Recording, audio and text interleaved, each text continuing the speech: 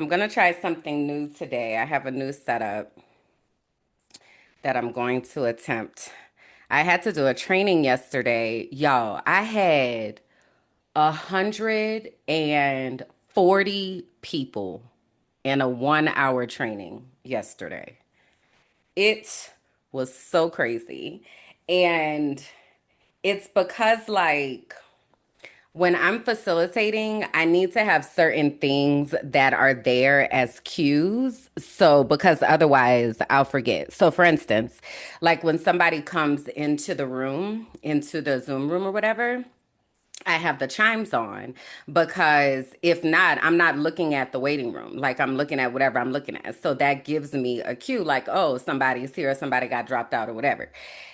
Imagine what that was like with 140 people who are randomly getting kicked off of Zoom, logging in from their iPhone, logging on from their computers. Like it was so much, but we couldn't turn it off because we still needed the cues. Oh, it was wild. But also it was a great training. Everything went well because I'm really good at what I do. But also that was mad crazy. So after I got off of that, like it feels like my brain was on like hyper focus and I had to like give my brain a moment to be like, all right, girl, we did that. Whew, and also it was 1 hour, and usually our trainings are 2 hours. So it was like laser focused. I was exhausted. I think I went to sleep. I usually go to sleep around 1 a.m. And I think I went to sleep at I was in the bed at 11. I know that. My eyeballs probably closed at probably about 11, 12. I forgot to wear my Fitbit last night because that's how I track my sleep. I forgot to do that last night because I was so tired. But yeah, that was crazy. I don't know why I just started telling y'all that, but that was wild. Hey y'all, I'm Kimberlyn, and this is the Frolicking Truth, a soft space for Black women who are tired, brilliant, and ready to heal. Here, joy meets justice. We calm our Black ass nervous systems, we unmask, and we leave behind whatever that is trying to kill us. You're seen here. You're safe here, and you don't have to do this alone.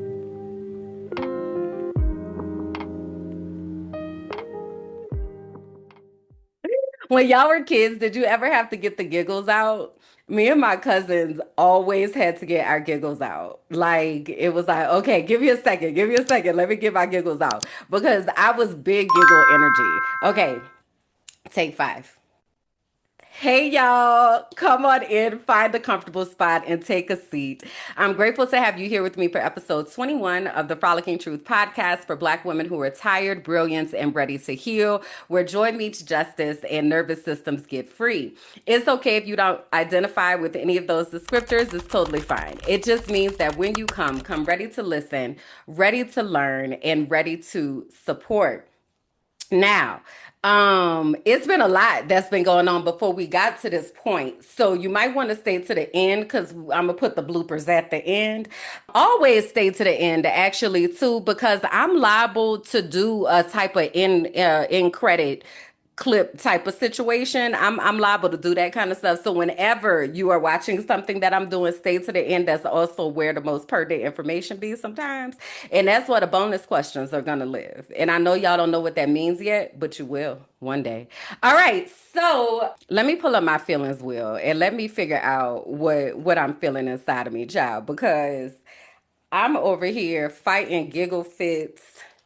I'm over here. My brain is moving faster than my mouth. It's a lot that's going on and I really need to get it together. So let me take a moment to try to figure out where my energy is today. Let's look at this hip feelings wheel. Let me see where I'm at today. And also, if y'all hang my inner circle is here hanging out with me, shout out to the inner circle. I have big Cardi B energy. That's one of the energies that I have today. That's not on this feelings wheel, but that is absolutely what I'm feeling in my spirit. If you want to look at the feelings wheel as well, you can also drop what you are feeling today. So I'm definitely, and I'm going to compartmentalize this. So I'm going to talk about like how me is right now in this moment, in this space right now. And then I'm going to talk about like the outside of me, if you will. Okay. So what I was going to say was I'm definitely in the happy quadrant right now in my brain. Playful feels very accurate, just silly and just giggly and all of that. That definitely feels about right. I'm also going to say content free and joyful, very curious, very confident.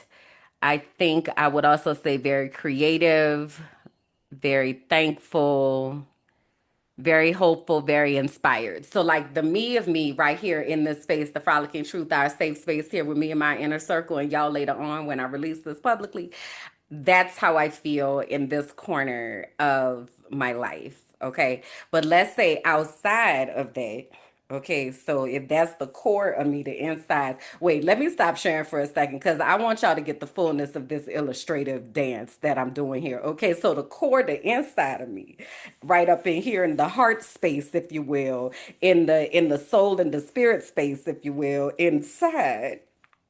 I'm feeling all of those things. I feel very just silly and bubbly, and that's the kind of energy that I'm bringing to the space. All right.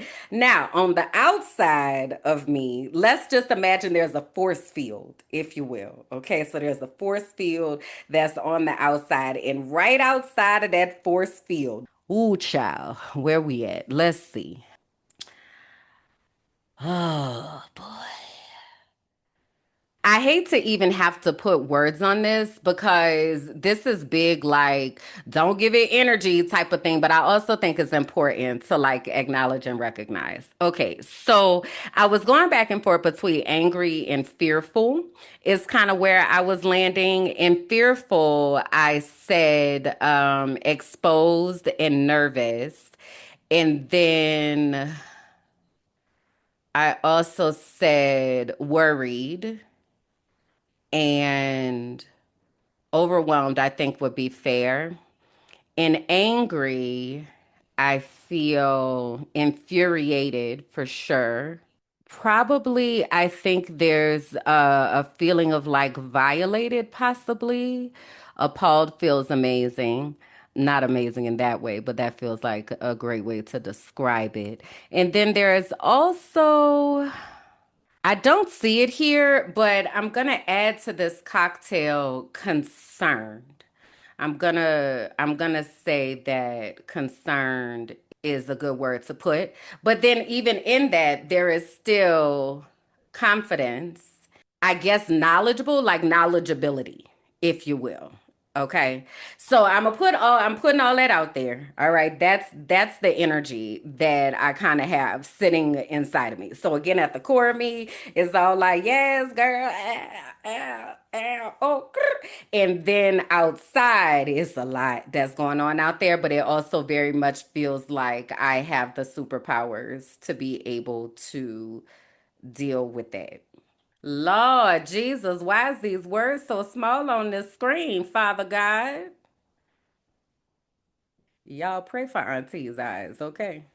Cause listen, my eyeballs, they done got me a long way. You know, I don't know at what point I probably came out the womb not being able to see, to be honest with you. But I wound up getting glasses in third grade. And it's because I was sitting at, so I was always like in the front of the class, top of the class, teacher's pet, all that. That was me. Okay. That was my academic life story. Apply that to every single circumstance there might be. That's who I was at school. So I'm achieving. Okay. I'm doing the things. I'm also an auditory learner. So I don't have to be looking at you in order to retain what is being said. If I'm listening, I can recall the conversation. I know what happened, right? So I'm in third grade in Miss Kester's class, and I'm sitting at the front row because I need to be able to hear. And now I know that if I can't hear, then I need to be able to see. And if I can't see and hear, count me out. I'm not even here. Okay. So anyway, I'm sitting in class and I'm looking at the board like this. So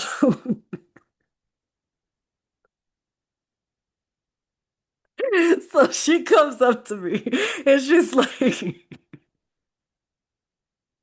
"What are you doing?" And I'm like, "Clearly, I'm trying to look at the board." Clearly. Excuse me, ma'am. I'm trying to learn. I was doing my own prescription by slanting my eyes in certain ways so my eyeballs would work because I could not see. And so they told my mama, like, that girl need glasses, right? So then I get the glasses, and the glasses are thick from jump. The glasses are thick from jump. How long was I not being able to see? Huh? How long was I not being able to see? How I get thick Coke bottle glasses coming out the gate. I ain't never had a pair of thin glasses in my life. That's why I was so glad when plastic frames came back in because when I was growing up, there were the wire frames. I never could have wire frames because my glasses were too thick. So everybody else has wire frames, and here my ass is with these cheap plastic frames. And like I tried to make it cool because I had pink ones, and then I was like, I might as well make it a fashion statement, but I was nowhere as confident and not giving it F as I am now. And that is one of the things that I got teased about when I was in school was not being able to see and people knowing how poor we were because I had to have the regular plastic lenses or whatever. They were thick as hell, and I had these the plastic frames. It was so impressionable, clearly, because I'm still feeling it today. But I said all that to say I got to go get an eye exam, y'all, because this prescription, and just for context, for anybody who knows glasses, my prescription is like -8.5 and -9. Okay. I cannot see. You know how some people be like, oh, I left my glasses at the house and they just go about their day. That's not possible for me. That is not possible. I would not be able to literally gonna need somebody to guide me. There's a step right here. I cannot see. Okay. Cannot. Oh, it's the worst. But anyway, I need to get a new prescription because these particular frames, they're really heavy, so they be sliding down all the time. But also, when I have to go from like screen to phone or like my eyes, they be getting jiggy with it. Like it be a lot that be happening. So anyway, that's one of the things on, see, I'm supposed to wear them when reading, but I don't. I don't live that life. I don't have an option not to have glasses on my face. That is not an option. If you see me without glasses, that means I have contacts in my eyeballs. Okay? I cannot see anything. Anything is probably drastic and dramatic. I can see that there are things, but what I will tell you, nothing is clear. Everything is fuzzy. I wish I could give you, let me show you with this computer actually. Okay, so this computer that I have over here, let me see what this screen is on right now. I'm about to quantify for y'all how much I can't see. Where my mouse at? Here it is. I don't know why I'm on this today, but here we are. Okay, this screen is at 150% over here. I'm gonna take it back down to 100. Okay, this screen is at 100% over here. Let me tell you where I would have to hold this screen to be able to see clearly with my eyeballs. Right now, I see that there is black lines-ish on this thing. For me to see this clearly, I would have to be right here. I cannot see. Okay. So, priority number one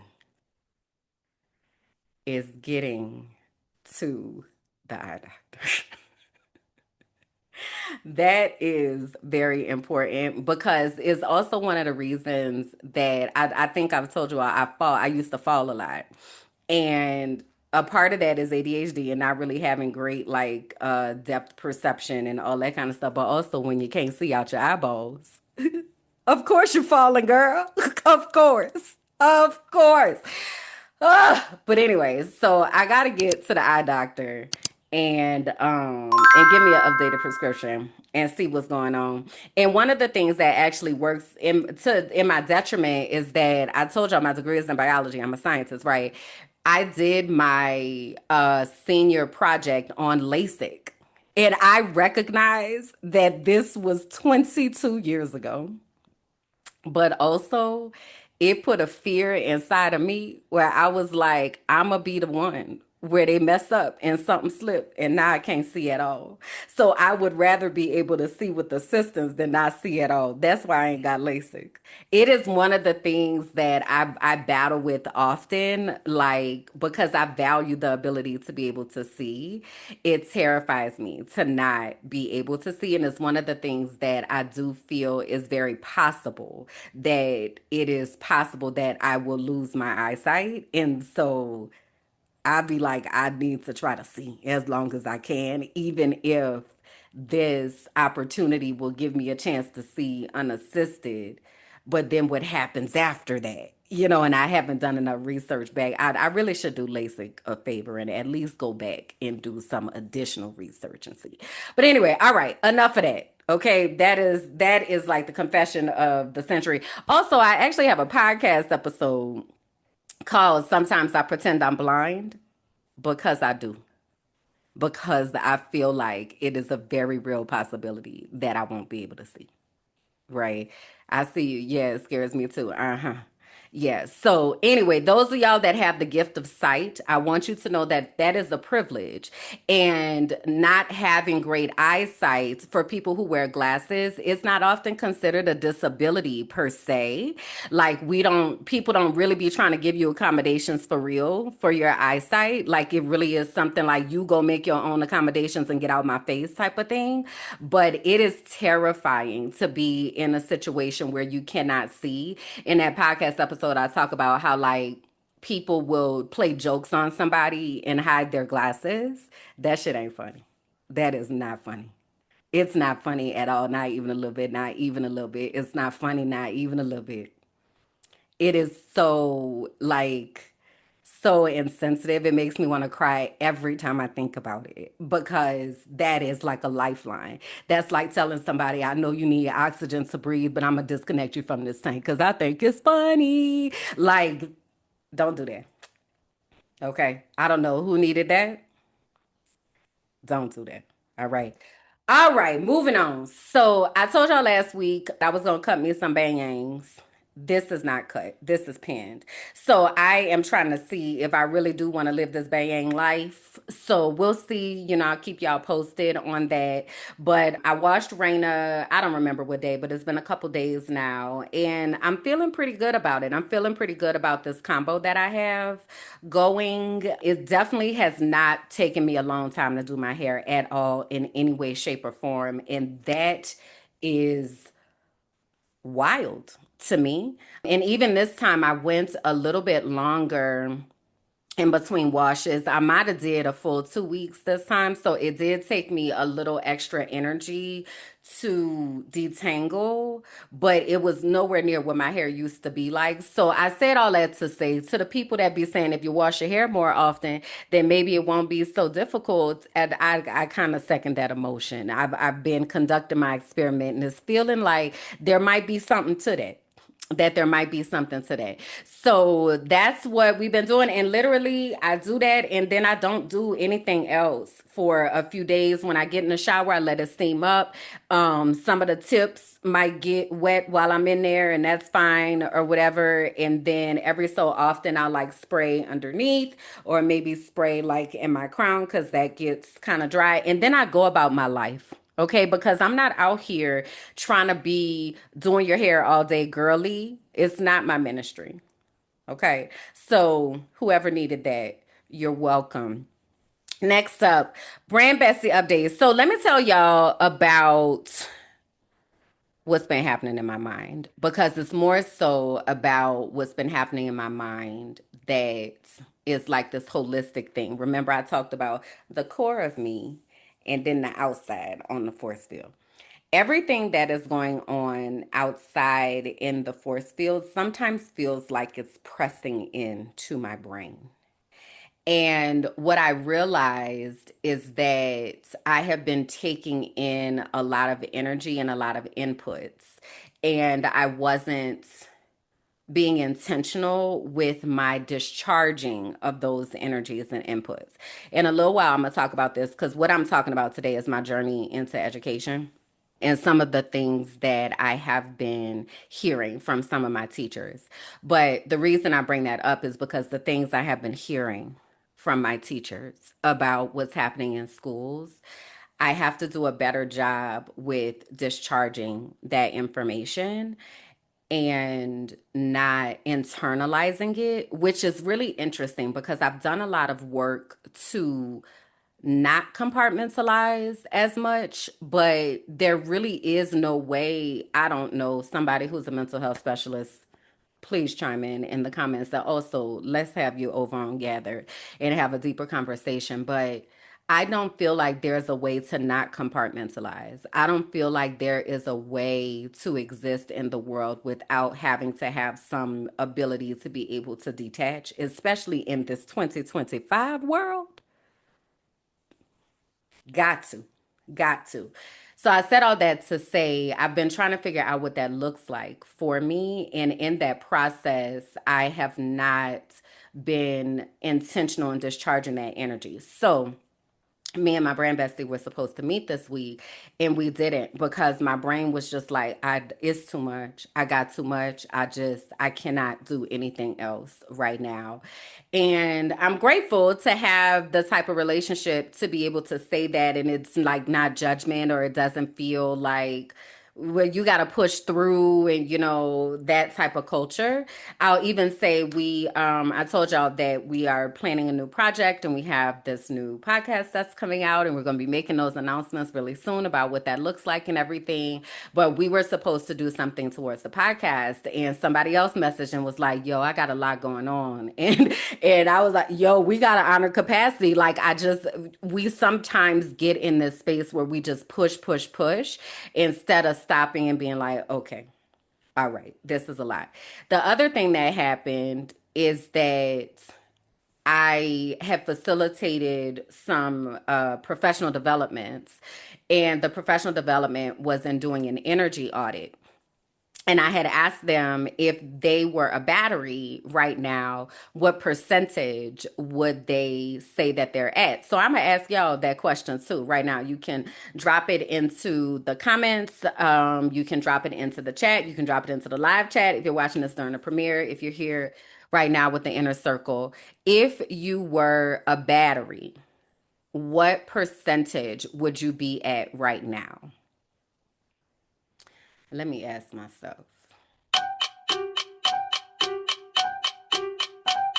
It's interesting. I feel like my battery is going up since I've been here, which is really cool. So I started out, I was like, it feels like it's at 78%. And then I was like, well, no, actually 82. And then it was like 84. 84 is kind of where I stopped that line of thinking. But I feel like that's a beneficial question to ask ourselves because one of the times when I had asked people about this battery question, somebody told me they was at 3%. Somebody told me they were at negative, like the phone had turned off and the charger wasn't working, so the battery was just consistently draining.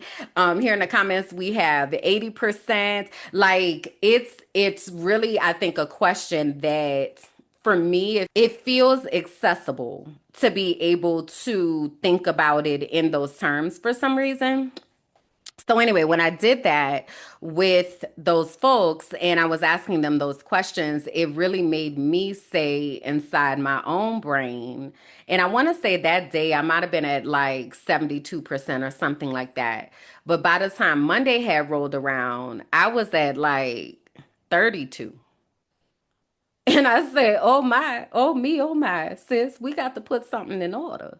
So that's what I'm really trying to dedicate this week to is really structuring things out because right now my battery, one of the questions that I had asked on the energy audit was what is something that is draining you that you may not have known, like something like a secret drainer, if you will, that's draining your energy. And y'all know what I said? Having to figure out what the hell I'm gonna eat every day, bro. I'm so tired of this. I am so tired of every day having to figure out what the hell I'm gonna eat so I can live another day. It is dumb. I hate it so much. And it makes me mad because I love to cook. Like cooking is so much fun for me. What I don't like is cleaning up. And I don't like the planning and the preparation and having to think about so many things. And it's like, do I have this? Do I have that? Can I get this? Can I get that? Oh my God, every day? Ah, I'm so over it. So when I identified that there are all of these small things that take up so much of my brain space that makes me feel like I want to bust out a window. In those moments, I said, okay, I need to really structure out what I'm gonna do as far as food. Like I need to have a menu. I need to always have certain items that I have on hand. I need to have things in the freezer to be able to defrost. So like I had made some chili the other day, which is a catch 22 because I really like it and also it gives me gas so bad. Granted, it does not stink, but oh my God, my stomach sometimes be hurting from the beans. So that's kind of like I'm not used to that anymore. My stomach hurting after I eat. That's not something that I usually experience. So that makes me feel some type of way. But it also could be because I had put Greek yogurt in it because and replaced for like sour cream. But I think it might be time to sunset Greek yogurt as well. This is what happens. This is how I wind up stop eating stuff because I just can't take the discomfort anymore. Anyway, another tangent. So, chili, for example, when it doesn't hurt my stomach, is something that I can make in a big batch. I can freeze it. I can have it, I don't have to think. And I get tired of eating things, but I will eat the same thing every day for at least a few days. Um, or I have like certain meals on rotation that are easy for me. So I got to structure that out.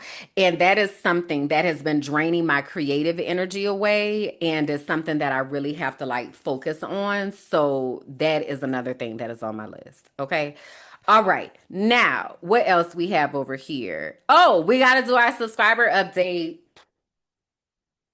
Subscriber update. I need somebody, man, I need to figure out how to make some songs. I got to get in that AI app because Bianca be over there. That girl putting a whole record out from AI music. I need to do that because I need to make me a subscriber update song, you know? So last week we had 1,433 subscribers. And this week we are at 1,443 subscribers. So we gained 10 new subscribers in just one short week. Ow, ow, ow. Ow, ow. Okay. Welcome to our new subscribers. Please do say hey, y'all. I'm nice. I promise I am. Say hey in the comments, introduce yourself. Let me know where you are joining from. Learn the people in the community. Be up in here. We in here hanging out, learning and such. And but so excited to have you. I'm very curious about what made you subscribe. So if that's the question that you're willing to answer, I would love for you to tell me that in the comments. Also, the healing circles. So the next healing circle that we have is on Saturday, October 11th. Remember, the Healing Circle is a space for Black women who are looking for a space to be able to rest, to be able to breathe, to connect to your breath, to connect to your spirit. So I partnered with the Well Educator, and we host these healing circles every month. Last month, we had representation from various places in the US, South America, as well as Germany. So we are excited that the word is spreading and people are coming and really getting healing. So again, this is a space for Black women. You do have to turn on your camera so that we see that you are indeed a Black woman. Other than that, it's a space for you to just kind of come and breathe. So we have a yoga flow. We also do some breath work, and then we do some reflections at the end of it in order to transition back into the world. So Saturday, October 11th, we're going to have the Healing Circle immediately after the Frolicking Truth. So the Frolicking Truth premieres at 11 a.m. Colombian Standard Time every Saturday. Immediately following the Frolicking Truth on October 11th, we're going to have the Healing Circle, and that's from 12:30 to 2 p.m.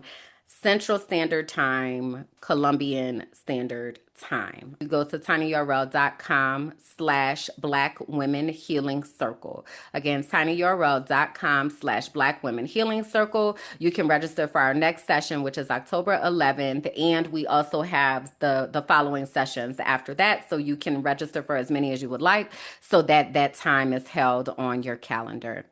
All right. And then before I get into the things, the last thing is a reminder of our soul work, remembering that we are asking ourselves what characteristics that we need to have present in order to feel safe in a community, in a sisterhood, in a partnership. What if the thing you've always called too much was the exact thing God designed on purpose? This is for the ones who've always known they were different. Too sensitive, too loud, too knowing, too intuitive, too woo woo. But what if your sensitivity is actually your superpower? What if your intuition was your inheritance? Discover Your Destiny is a 10-week sacred journey back to yourself. We explore the design of your soul, your spiritual gifts, and the unique way that God speaks to you. This isn't church. It's not a rule book. It's not a performance. It's the moment you stop chasing approval and start walking in divine alignment. You'll gain clarity, language, and confidence around who you are and what you are here on the earth to do. You'll learn the real voice of God. And if you feel called to go on to become a certified intuitive melanated life coach, this is where that path begins. There are 2 ways to enter this sacred container: the Destiny track, full investments and coaching experience, or the Divine Exchange track, where internship meets soul work. You'll support podcasting, content creation, or brand development behind the scenes while learning how your unique gifts benefit the collective. Your knowing isn't a flaw, it's the fingerprint of God. This is your invitation, and I hope that you'll answer.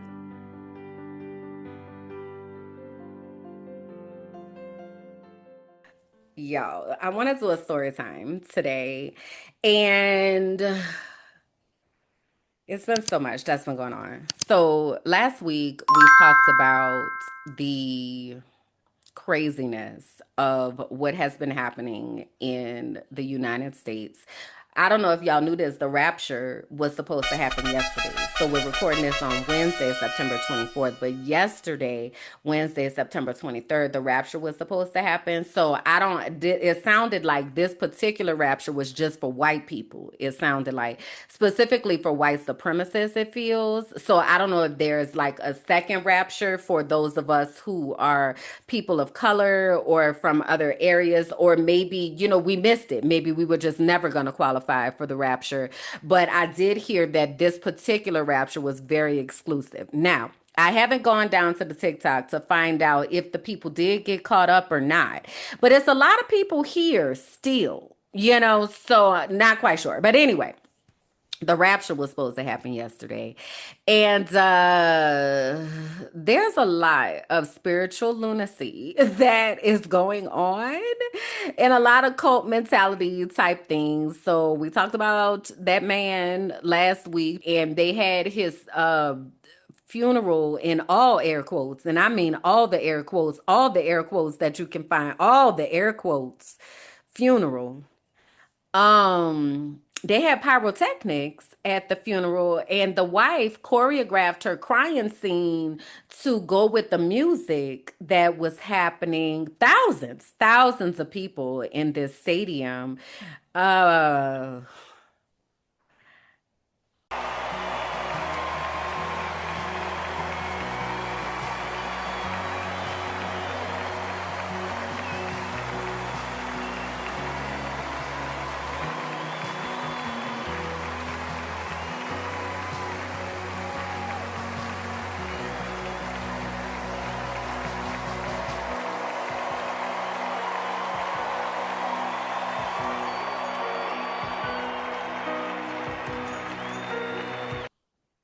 oh, is you all right? Like, what is happening? Somebody put on Facebook, one of our friends, and she was like, "This feels like the Twilight Zone." I'm like, "Girl, it's been the Twilight Zone for years now. This is just new levels." I don't know. We gotta go past Twilight Zone. What's the one past that? Because Handmaid's Tale definitely feels very, very, very, very, very accurate right now. Okay. So that's going on. Um, and the flags were lowered to half mast and all of that. And then the other thing is that they took Jimmy Kimmel off the air. Now Jimmy Kimmel is a late night talk show host, okay? Because I know for y'all in the future, by the time you see this, the late night talk show is not really going to be a thing. So I just want to cement this for future sake. So in 2025, we still have talk show hosts that come on at nighttime. They interview people and do monologues and all that kind of stuff. Well, Jimmy Kimmel is one of them. Okay. And Jimmy Kimmel talked about Charlie Kirk, who I talked about last week. But basically the joke that he made was about Trump. Well, Trump did not like that. He has very soft feelings. He has very, very soft feelings. So he didn't like that. So he and some conservative groups. So within the way that network TV works is that there are your big stations. So there's ABC, CBS, NBC, and Fox. And then you have distributors in small areas that pick up those particular shows and distribute them to their areas. So there's an organization called the Sinclair Media Group or something like that, and they basically have a lot of markets in Middle America, which means white, in case you didn't know that that's what that meant. So they have a lot of markets in Middle America, and basically they were like, get him out of there. We're not putting that on, and our people are not gonna watch that. We're not gonna air it. So then Disney was like, yo, you need to sit down. He got sat down, is basically what happened. So Jimmy Kimmel got sat down. And then they told him that he needed to apologize and he needed to give a donation to what's the name of the daggone podcast? I don't know. Whatever that man's podcast is called. Turn Around USA or something like that, maybe. I don't know. That might not be the name of it. But to make a donation to this podcast, like make a formal apology, like all this kind of stuff, right? So Jimmy was basically like, I'm not finna do that. Jimmy is a white man, by the way, in case you didn't know that part too.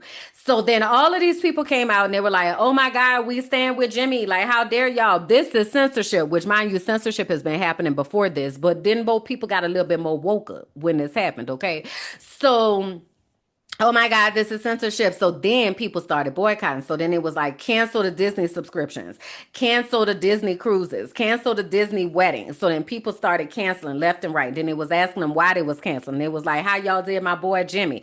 Well, child, they put Jimmy back on the air. Now, I ain't had a chance to watch his monologue when he done came back, but I heard that he said what he said and he said it again.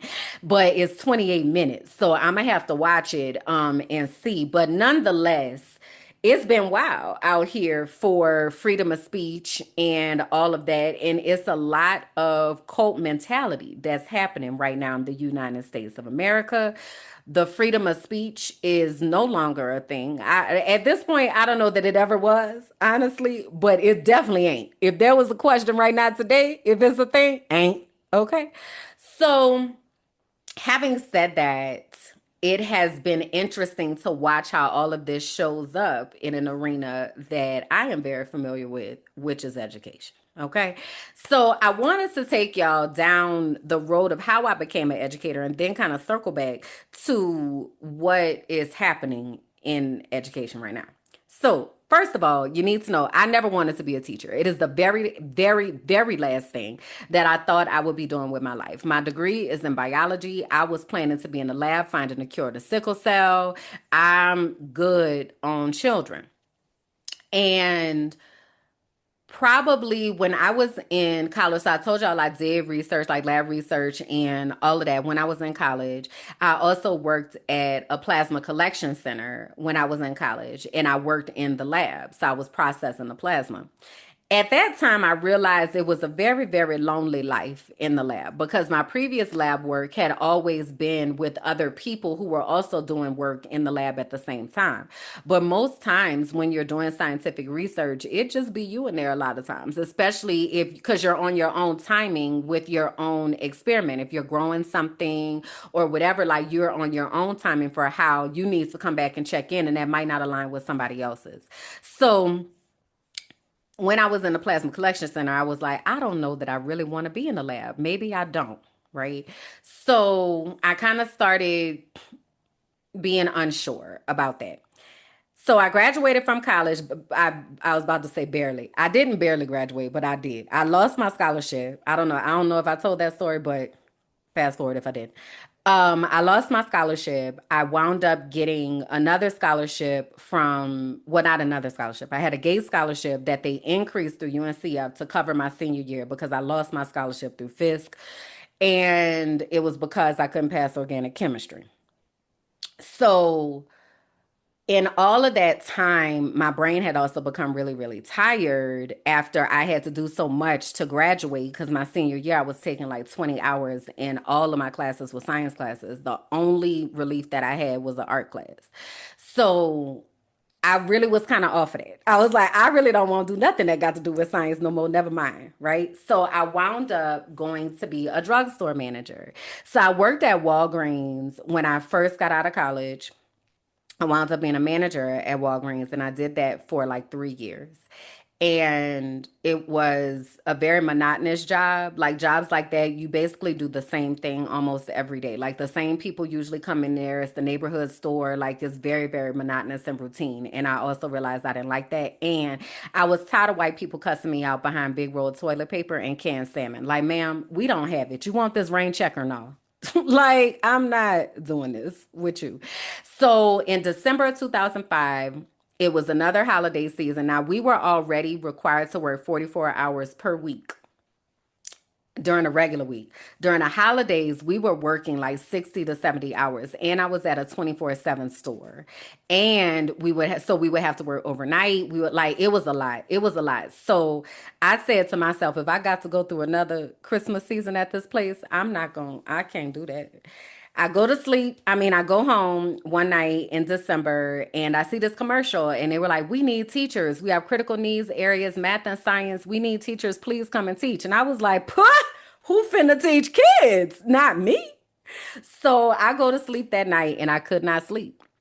I could not sleep. I was tossing and turning all night long. And it was like, what would I teach? Who would I teach? Where would I teach? And I woke up the next morning. And so by this time, after having lost my scholarship and all that, me and God, we had a thing going on. So by this time, I knew when God was telling me to do something and that God would talk to me in my dreams.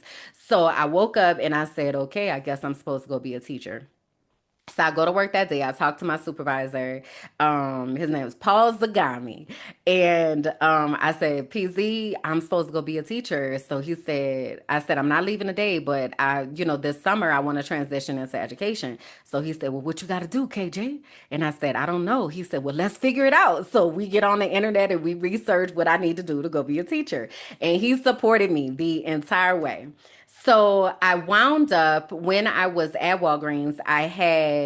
We also had the photo department. So I had some customers that would come in that were teachers, and they would get pictures developed of their students and them and their students and dances and like all this kind of stuff. And I always thought it was really interesting. So when I decided I was going to go be a teacher, one of my employees told one of those teachers that I was going to go be a teacher. So she sees me one day and she was like the teacher, and she said, "Oh, so and so told me that you gonna try to be a teacher." I said, "Yeah, I'm not really sure like what that looks like, but yeah, I feel like that's what I'm supposed to do." So she said, "Okay, this is what you need to say when you have an interview." So she tells me all the things I need to say. So then at the county, they had this is all in Hillsborough County, Florida, and Tampa. They had what they called a teacher interview day.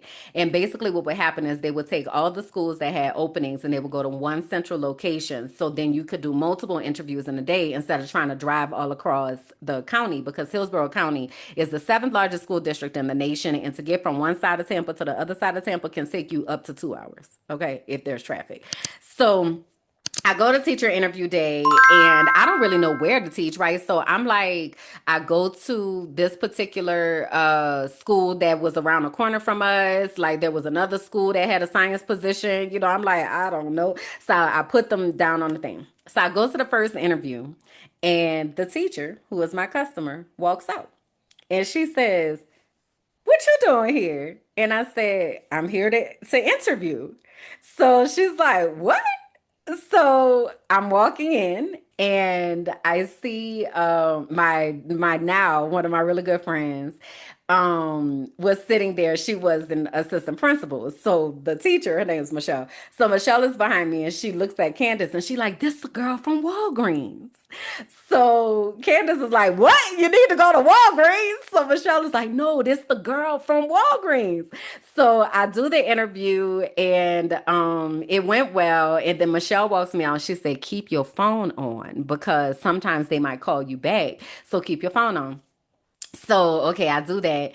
And then I go to my next interview. So the next interview is with another school. And y'all, I thought I did so bad on this interview because that lady was like, "How you gonna decorate your classroom?" And I was like, "With posters about science."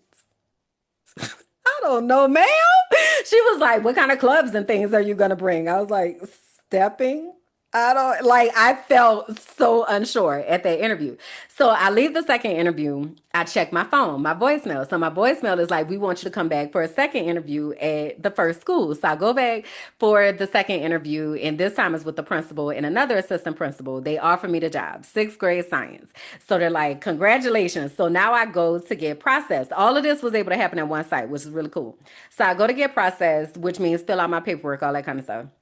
And the principal who just hired me comes back and he says, "I had to hurry up and grab you before my wife did." And I was like, "Your wife?" He said, "Yeah, the other interview you did." She was like, "I'm gonna get Kimberly." And I was like, "Oh, we just talked to her." And so I hurried up and called you back so I could get you before she got you. So that's how I started teaching. So I started teaching sixth grade science, and I taught sixth grade science for 4 years. Within my first year teaching, I took over the team. So I took over as the team lead. And while I was teaching sixth grade, I wound up doing this program called Leadership in Middle School Science, and was basically about inquiry based learning. So I learned all about how to help people learn how to think and critical thinking skills and all that kind of stuff. So I taught sixth grade for 4 years, and then I moved up to eighth grade. And I taught eighth grade for 2 years, and I took over the science department. This is when I got my first introduction into school improvement, because there was this lady, two white ladies actually. One was at my school, supposed to be a science coach, and one was supposed to be a support for the school. And when I tell you, them women lied, and did everything they could to undermine the children. Oh my God, it was crazy. And I remember going like toe to toe for my kids and being like, "No, like y'all not," and for my department, like, what is happening here?" Like, it was a lot. It was a lot. I don't even remember everything that happened when I was there because it was so crazy. So I got interested in school improvement at that time because I'm like, there's some systemic issues up in here. Like your bias and your prejudice, like, and your racism, like this is a problem. So After that, I moved into mentoring. And I basically, what would happen by this time is God was making things very uncomfortable for me. And I had realized that when God was doing that, that meant it was time for me to go. So that's what was happening at the school. And what this is when I started asking God for emails. So I was like, God, I don't know what's happening. You know, I'm turning this department around. When I tell you our scores increased, I was really talking about bias. I made them watch the Blue Eye, Brown Eye Project by Jane Elliott. I don't know if you all have heard of that, but it's basically an experiment that was done in the 70s where she tried to help white people to understand what racism felt like. And she separated them into two groups, blue-eyed people and brown-eyed people. And these were kids at this time. This is a special week. Does anybody know what it is? National Brotherhood. National Brotherhood Week. What's brotherhood? Treat everyone as though he was your brother. And is there anyone in this United States that we do not treat as our brothers? Yes. Who? Yeah. The black people. Who else? Indians. Absolutely, the Indians. Many places in the United States. How are black people treated? How are Indians treated? How are people who are of a different color than we are treated? They don't get anything in this world. Why is that? Because they're a different color. You think you know how that would feel to be judged by the color of your skin? I don't. Do you think you do? No, I don't think you would know how that felt unless you had been through it, would you? It might be interesting to judge people today by the color of their eyes. Would you like to try this? Yeah! Sounds like fun, doesn't it? Since I'm the teacher and I have blue eyes, I think maybe the blue-eyed people should be on top the first day. I mean, the blue-eyed people are the better people in this room. Oh, yes, they are. Yeah. Blue-eyed people are smarter than brown-eyed people. This is a fact. The brown-eyed people do not get to use the drinking fountain. You'll have to use the paper cups. You brown-eyed people are not to play with the blue-eyed people on the playground. Well, the brown-eyed people in this room today are going to wear collars so that we can tell from a distance what color your eyes are. Ready, Laurie? Brown-eyed. She's a brown-eyed. You'll begin to notice today that we spend a great deal of time waiting for brown-eyed people. I don't see the yardstick, do you? It's probably over there. Hey, mister, you better keep that on your desk when the brown-eyed people get out of hand. Oh, you think if the brown-eyed people get out of hand, that would be the thing to use. Who goes first to lunch? Blue-eyed. The blue-eyed people. Blue-eyed people may go back for seconds. Brown-eyed people do not. Brown-eyed. Don't you know? Oh, they're not smart.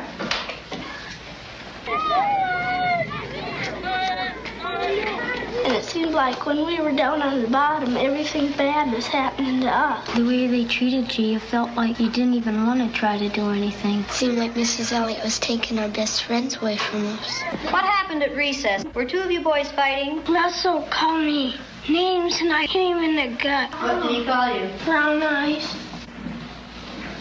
They always call us that. Yeah, they keep calling us brown eyes. What's wrong with being called brown-eyed? It means that we're stupider. I watched what had been marvelous, cooperative, wonderful, thoughtful children turn into nasty, vicious, discriminating little third graders in a space of 15 minutes. Yesterday, I told you that brown-eyed people aren't as good as blue-eyed people. That wasn't true. I lied to you yesterday. The truth is that brown-eyed people are better than blue-eyed people. Russell, where are your glasses? I forgot them. You forgot them. And what color are your eyes? Blue. Susan Ginder has brown eyes. She didn't forget her glasses. Russell Ring has blue eyes, and what about his glasses? He forgot them. He forgot them. Yesterday we were visiting, and Greg said, "Boy, I like to hit my little sister as hard as I can. That's fun." What does that tell you about blue-eyed people? They're naughty. The brown-eyed people may take off their collars, and each of you may put your collar on a blue-eyed person. The brown-eyed people get 5 extra minutes of recess. You blue-eyed people are not allowed to be on the playground equipment. You blue-eyed people are not to play with the brown-eyed people. Brown-eyed people are better than blue-eyed people. They're smarter than blue-eyed people. And if you don't believe it, look at Brian. I use Orton Gillingham Phonics. We used the card pack. The brown-eyed children were in the low class the first day, and it took them 5.5 minutes to get through the card pack. The second day, it took them 2.5 minutes. The only thing that had changed was the fact that now they were superior people. You went faster than I've ever had anyone go through the card pack. Why couldn't you get them yesterday? We had those collars on. You think the collars kept you? We just keep thinking about those collars. Oh, and you couldn't think as well with the collars on. 4 minutes and 18 seconds. How long did it take you yesterday? 3 minutes. 3 minutes. How long did it take you today? 4 minutes and 18 seconds. What happened? One down. What were you thinking of? This. I hate today. How do you do? I hate too. Because I'm blue-eyed. See, I am too. There's nothing, it's not funny, it's not fun, it's not pleasant. This is a filthy, nasty word called discrimination. We're treating people a certain way because they are different from the rest of us. Is that fair? No. Nothing fair about it. We didn't say this was going to be a fair day, did we? No. And it isn't. It's a horrid day. Okay, you ready? What did you people who are wearing blue collars now find out today? I know what they felt like yesterday. I did too. How did they feel yesterday? Down. Like a dog on a leash. Yeah. Like you're chaining them up into prison. Like you're shut up and you're throwing the key away. Should the color of some other person's eyes have anything to do with how you treat them? No. All right, then should the color of their skin? No. Should you judge people No. by the color of their skin? No. When you see a black man or an Indian or someone walking down the street, are you going to say, look at that silly looking thing? No. Does it make any difference whether their skin is black or white? No. Or yellow? No. Or red? No. Is that how you decide whether people are good or bad? No. Is that what makes people good or bad? No. Now you know a little bit more than you knew at the beginning of this week? Yes. Okay, now are you back? Yes. That feel better? Yes. Does the color of eyes that you have make any difference in the kind of person you are? No, Mrs. Valley.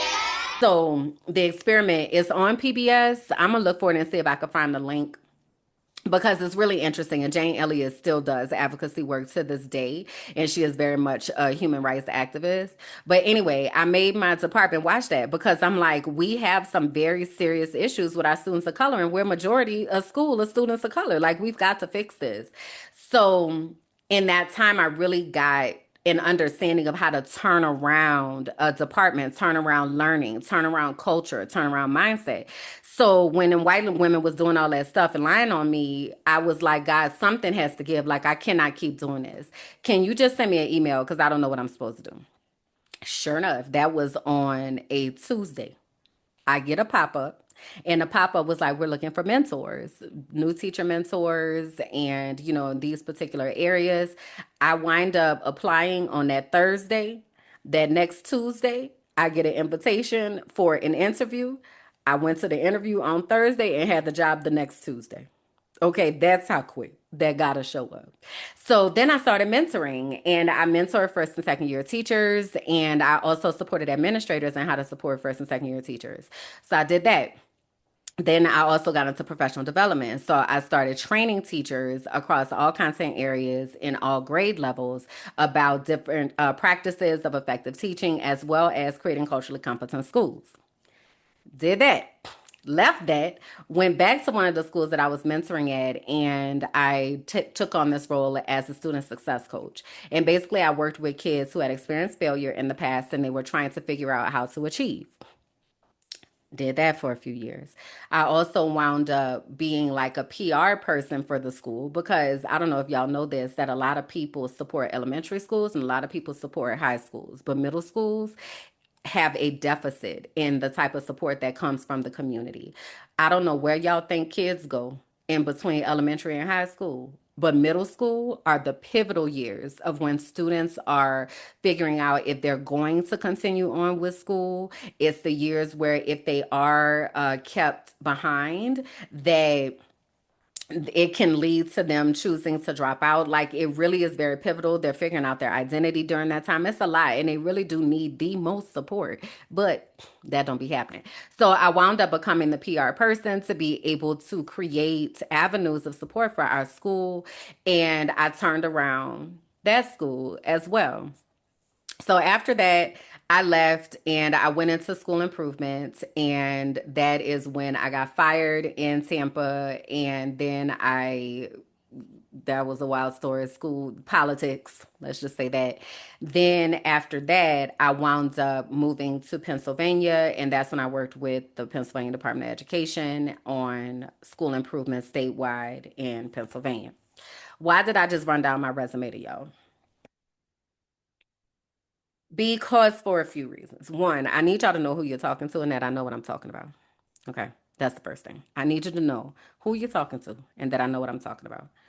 But the other thing is that we talked about how Jesus had gotten hijacked, right, last week. I think that we don't realize how our education system is being used to indoctrinate our children. And I think that that is should be extremely concerning. But for some reason, we kind of tap out and feel like we don't have to worry about it. Now, I want to say this, I don't have children, okay? I don't have children. That does not absolve me from responsibility, though, of doing the right thing by children and for children. And I also want to submit to you that if you are someone who does not have children, I'm still talking to you because children should be protected.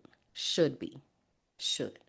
And these children are going to grow up to be our coworkers, to be our caretakers, to be the people who are living in the world next to us. So we do have some sense of responsibility in supporting our children. But um one of the reasons why I left the classroom is because I wanted to have exponential impact.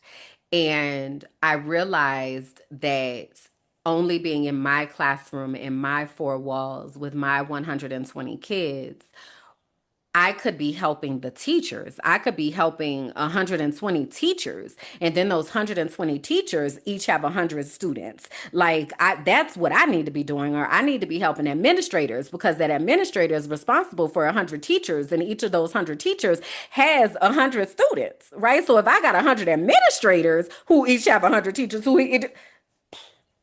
that's why I left the classroom because I realized that what I was doing and the way that I was supporting my students was producing, but also creating responsible citizens and creating people who knew how to think and use their critical thinking skills, and that was not common. So I left for exponential impact. And one of the things and one of the ways that I see that coming back full circle right now is I told y'all just a minute ago, there is no more freedom of speech in the United States of America. There are teachers across the US who are losing their jobs because they have said, I am not going to provide a moment of silence for a white supremacist in my classroom. I'm not doing that. Educators across the country are filing lawsuits alleging they were unlawfully fired for their comments about Charlie Kirk's assassination. In the complaints obtained by ABC News, plaintiffs claim their First Amendment rights were violated because the comments were made on personal social media accounts. One teacher in Iowa says she was fired for comparing Kirk to a Nazi. The district confirmed the firing, saying the situation was, quote, handled in accordance with applicable federal and state law and board policy. The president of the American Federation of Teachers condemned the firing, saying, quote, no one should celebrate another person's murder, but using this tragedy to encourage doxing, censorship, and firing of people for their opinions, including educators' private opinions shared during their personal time, is wrong. That is such an incredible stance to take. And it is so necessary, and it's one that I would be willing to take for my students. And there are many teachers who are, and there are many teachers who are not. I remember so I started teaching in 2006. Hurricane Katrina happened in August of 2005. The first time that I went home to see what the city looked like was in February of 2006. When I went home to um, to see New Orleans, I took all of these pictures because I wanted to go back and show my students. And I had a poster in my room because we also learned about hurricanes that year. So I had a poster in my room about Hurricane Katrina. I had my house on there, like different pictures from around the city. And I remember one of my coworkers, she was the geography teacher and our social studies teacher. And I was talking about how my students and I had had this conversation about Hurricane Katrina. And she was like, you know who I really feel bad for? The pets. They didn't sign up for this. Those poor pets that were just left abandoned.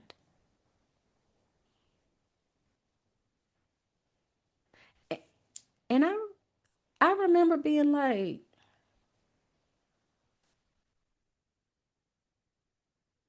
what? Like I'm literally sitting here talking about the impact of people losing their homes, of me being from there, and you feel bad for the pets? Just skip the human beings. It was the first time that I realized, and this was my first year teaching. It was the first time that I realized that all teachers do not actually care about people. And I need us to understand that those types of teachers are still present in the education system, and they are responsible with teaching your children every day. That should cause us concern. That should cause us concern. So, the work that I do today in supporting teachers is because I am charged with carrying those lived experiences and putting voice to those lived experiences because they cannot.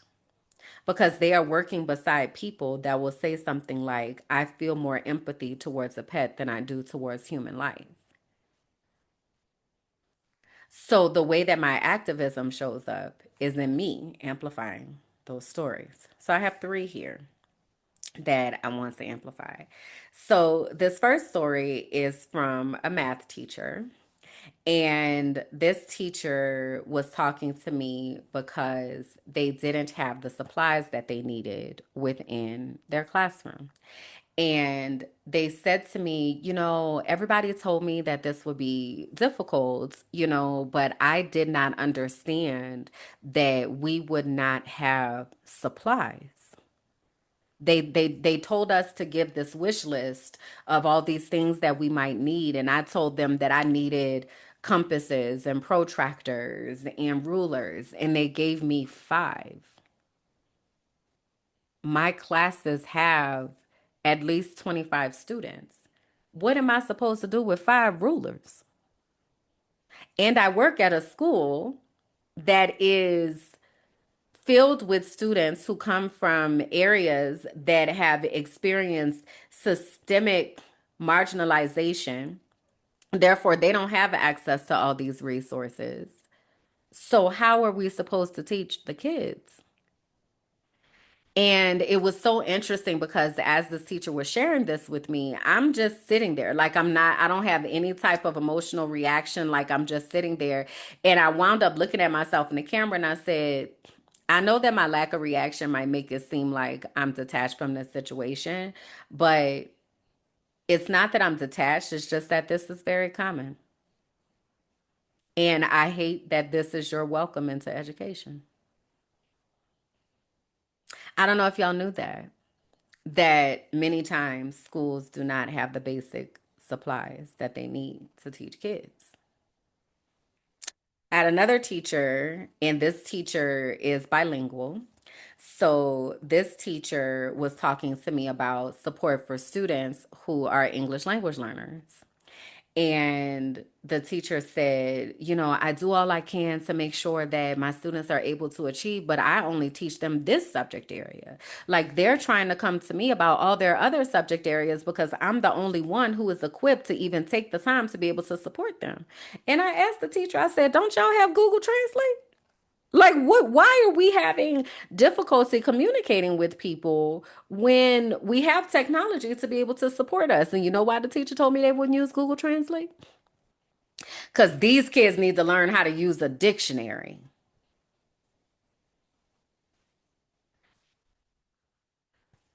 Two things.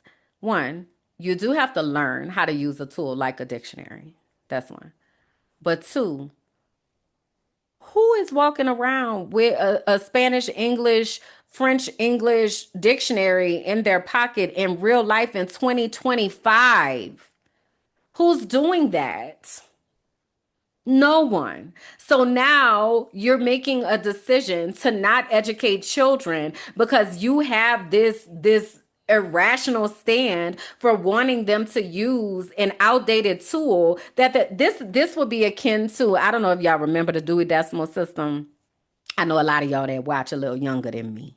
But the Dewey Decimal System is the way that we used to look up books in the library. Like they would be in numbers. So you would have to like go to a drawer that had cards and look for a title and find the card that had the numbers for the book and then go down the stacks of the books and find the book. This is what Dewey Decimal System looked like in card catalog. Imagine having to do that today as opposed to just looking for it on the internet. So these types of things though are happening within schools where kids are being hurt and harmed and handicapped because somebody else decided they wanted to take the supposed moral stand, and in the end it's hurting the children.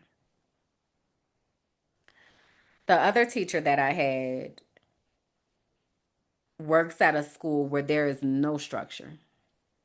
The administration is new. So, but not just new, they transferred in during the school year. So like just when the school year was getting started, they get a whole new administrative team. So the administrative team is trying to figure out what their routines and procedures are. This is a high need school. So that comes with a lot of challenging behaviors, but there's no structure. So now you have a brand new teacher who's trying to teach while kids are throwing chairs in the classroom. And then the teacher tries to go to administration to ask for support, and administration says, that's your classroom. But also, there's no structure. There's no structure in place. So, what is this teacher? They knew. They don't know. They're new and they didn't go to school to be a teacher, but they're here to serve your school, but you don't have structures in place. So, these are just a few examples of the kinds of stories that I get about what's happening within our schools. And so when I was naming all of those feelings earlier of like disgusted and frustrated and those angry feelings, it really comes from this space because so many of us are detached from what's actually happening in the first place that we send our kids to start to learn how to interact as people. And as parents and caregivers and aunties and uncles and grandmas and grandpas and papas and mamas and mimis and gigis, and we cannot just not care. We've got to ask our kids what's happening in schools. We've got to ask them the types of things that are being said to them. Some of your kids, you may find, had a moment of silence for Charlie Kirk. Now, they might not necessarily know what's going on per se if they're younger, but I do want you to know that kids are extremely perceptive, extremely perceptive. So, though they may not have the words to say, this feels weird, but they are experiencing that. And they are experiencing treatment that mirrors the way that this person that is being upheld within the school system Because, that was his thing. Is he would go to colleges and talk to young people. That's what they do, y'all, is they target the young people that's coming up behind us. They programming them now so that they can continue this type of behavior. So it's not even just the teachers, it's also your kids' classmates. What conversations or what things are being said within these schools? And what are your children having to deal with? What kind of conversations are you having with your children about what's happening in their schools? What kind of conversations are you having with your nieces and your nephews and your godkids? They're experiencing the world every day. So we as the adults have to really think and accept. I keep talking all about radical acceptance. Like, we have to accept what is happening so that we can prepare our children for the world that they're walking into. And when I say our children, keep in mind, I don't have kids. I never birthed kids. I ain't got no kids. But also, these are our children. It does take a village, and we are all a part of that village. So, what are we doing to protect our children?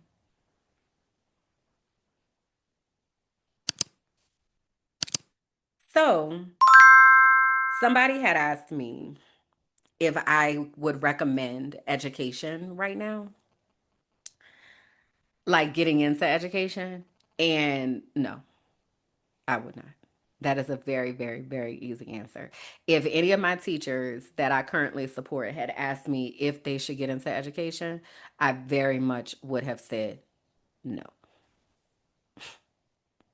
Because the way that the system works is it works to burn you out. It doesn't appreciate you. It doesn't honor truth. It is very much politicized. I think it is more impactful to be outside of the system right now than inside of the system. But I'm grateful for the people who have chosen to do the work from the inside. Some people are called to do that work. That is not my calling anymore, but some people are called to do that work. But the state of education right now is it's not even, I can't even call it being on life support. It is done. It is hanging on by a real thread. And that's going to impact all of us. So that's the first thing, is that I say the first thing. That's the main thing, is that all of the things that are happening so drastically, and the people that are experiencing them cannot talk about them. Enter me. So I carry these stories because they can't, because they have been silenced. I carry these stories for all of the children that didn't sign up to be used as political tools and to be fed by a propaganda machine. I carry these stories for people who prioritize impact and really want to understand how they can be more impactful. One of the realizations that I had to have in all of this is what my role is, because I want to, like, if I could go start a school and just have a school and be safe for this collection of children, I would totally do that. But that's not my role. And it's been really tough for me to process, because I want to be able to make so much difference, but I'm only one person. So I have to make difference at the level that's going to make the most amount of difference, which is at a level where I'm able to talk to those who are in schools, as well as those of you who have children that are going to schools, as well as those of us who have the responsibilities to supporting the children in the schools. That is the most impactful place that I can be. And it really is how I have understood my gifting to be. It was also important for me to process that I am meant to support the systems and establish the systems, but I'm not meant to stay to work in the system. Because being an apostle who is a dream awakener, In biblical days, apostles were charged with setting up new churches. So they go into a place, they establish, they get it up and running, then they move to the next place. They get the church established, they get it running, they move to the next place. Knowing that about myself allows me to be able to give myself grace when I realize I'm not supposed to stay to do the work. I'm supposed to equip and empower the people, get them ready to do the work, release them to do the work, get them up and running, and then I move to the next place. And I remember asking myself, like, what is wrong with me? Like, why I can't stay in a place for a while or in a role for a while? And it's because that's not my role. When I talked about being a team leader, my role was to get the team up and going, got some SOPs, cool. Now go take over this department. Took over the department, got the department up and going, got the scores up. Okay, now go and support these new teachers, got them up and going. Okay, now go into professional development, got that up and going. Okay, now go back into that school, get them together, get them turned around, got that up. Like, that is my role. And I have to know that, and we have to know that, so that we don't wind up beating ourselves up because we think we're supposed to be staying and doing the work. That just might not be your role. Okay? We got a lot of work to do. We have a lot of work to do to be able to protect our children. I do not think that traditional school right now is the way to go as far as educating your children. If you choose to put your children into the schools, you have to be intentional about pushing in to that school and knowing what is happening in the schools. You cannot just send your kid into the school and think that the school is going to do right. That's not what's going to happen. Okay. So we really have to be intentional with doing everything we can to support our kids. All right. So I thank y'all for hanging out with me. I want to uplift the inner circle and a place to be able to connect more deeply and also to be able to co-create the episodes with me. If you are looking for a community, looking for deeper connection, looking to be the first one to know about the things, there's a lot of information that's about to have to be coming out in short amount of time, and that's where it's going to be at, is in the Patreon.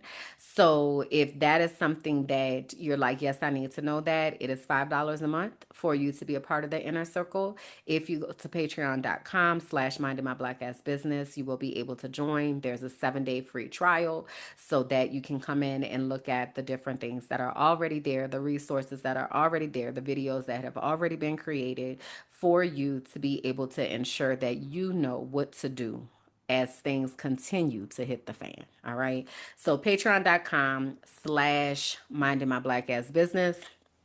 I did not say this at the beginning of the video, but let me say it now. Like the video, please. Like the video. Please go ahead and share this with someone that you think could benefit, and that will be anybody who has any type of responsibility or connection to the United States. Please go ahead and share this video. Please leave a comment. That comment can simply be sunflowers. If you would like today, y'all might want to leave some crayons, baby, because I'm coloring in these lines. Okay.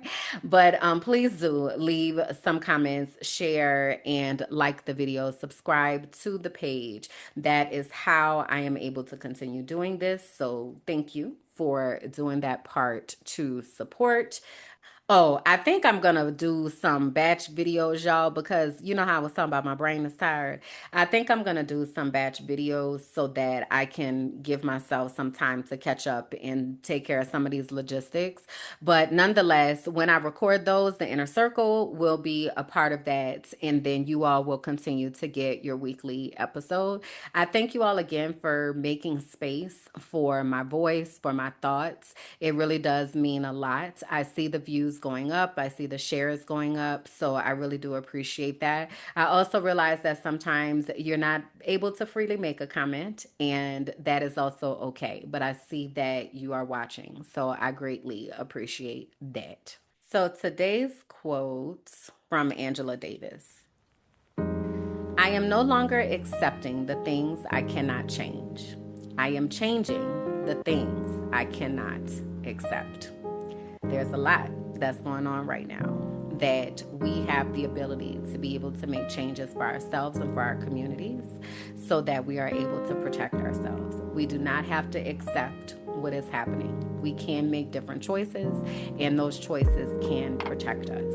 So I urge you all to stay connected, to get connected. Remember our soul work. What are the characteristics and qualities that you need to feel safe in community, whether that is sisterhood, partnership, relationship? What are the things that you need to feel safe? All right. On that note, I'm going to go ahead and get out of here. Stay for the bloopers. Bye. All right, cool. All right. Hold on, close this, close that. Run a show doc is up, and check the camera. My glasses are falling down my face. Push them up one more time. And action. I can't never be serious on the other side of action. Okay, all right, take two, action. Hey, y'all. Welcome to episode 21 of the Frolicking Truth podcast. And actually, that's not even how the intro goes. See, I was trying to read it from the paper and I just totally messed it up. Take three. Maybe it's because I was doing it like this and that's not how you're supposed to do it. I'm actually supposed to do like the clapper thing. Okay. Take four. Okay.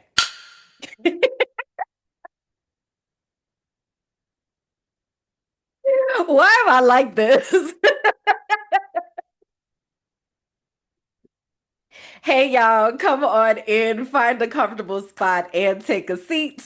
I'm grateful to have you here with me for episode 21 of the Frolicking Truth podcast for Black women who are tired, brilliant, and ready to heal, where joy meets justice and nervous systems get free.